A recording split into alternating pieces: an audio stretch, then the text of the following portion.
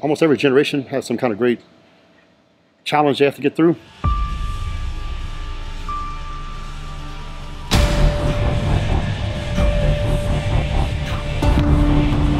You know, our grandparents had the Great Depression, they had World War II. You know, they refer to them as the greatest generation because they came over, went through some of the toughest times in the history of the world, and they came out on top.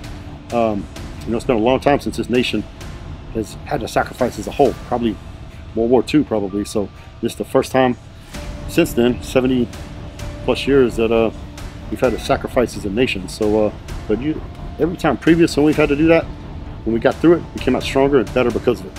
You know, we're going to learn some hard lessons I think we'll use going forward. So we're prepared for these kind of things if they, God forbid, they happen in the future. But I know we'll get through this. We'll get through it together as a nation and as a people, and we'll be better for it.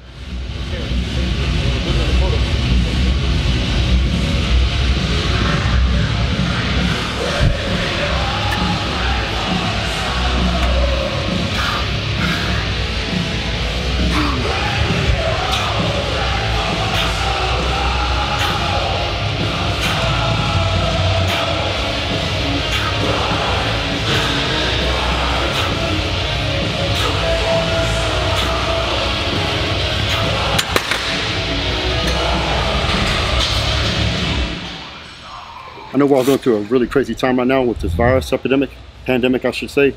And, you know, especially all you guys and girls out there that want to get to the gym and don't have access to the gym because it's closed down. As you can see in this place, there ain't nobody in here but me and one other person.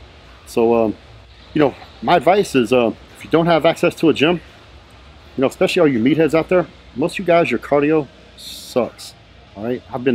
My cardio has always been decent because of the things, my lifestyle, things I like to do. I like to hunt. I like to go to the mountains. So I've always maintained a decent level of cardiovascular fitness so I can participate and do the things in life I love to do, not just lift weights. So a lot of you meatheads, get outside and do some cardio, man. Because if you increase your cardiovascular endurance, it'll help you with your performance in the gym. Trust me.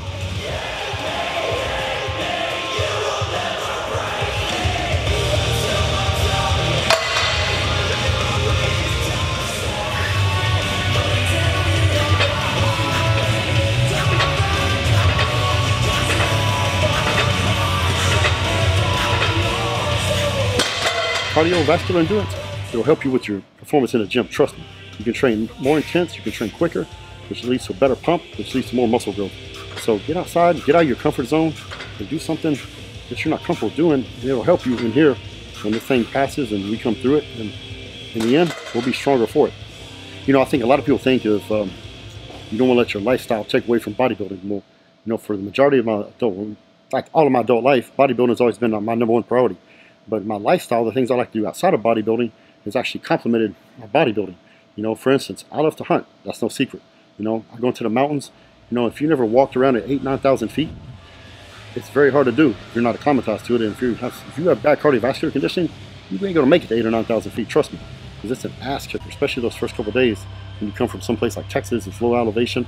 You go to someplace like Montana or Wyoming, you get up in the mountains, and it's hard. Just getting up there is a challenge. And so if you're not in decent shape, you ain't gonna make it up there, you know. And then if you shoot a deer or elk, you gotta pack this thing out on your back, which I do a lot, almost every year. You gotta be in pretty good shape, or you ain't gonna make it. So I've always maintained a decent cardiovascular shape, so I could do these things. And because of that, that's why I'm able to train at the pace I can train at and the intensity I train at here in the gym, because I can breathe. Bottom line.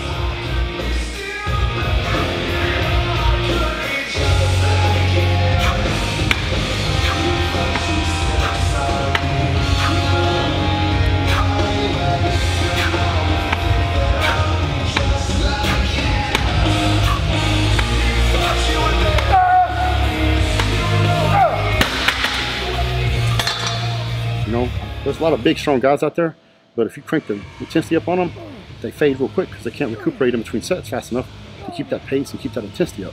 So to me, using a time like this, get out and do something that you're not used to doing.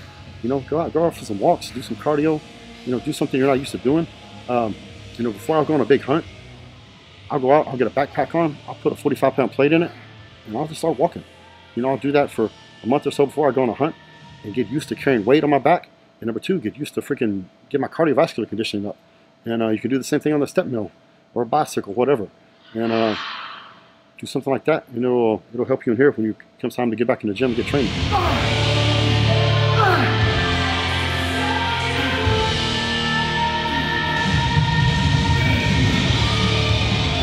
So guys, stay strong. Figure out a way to stay in shape. I'll catch you next time.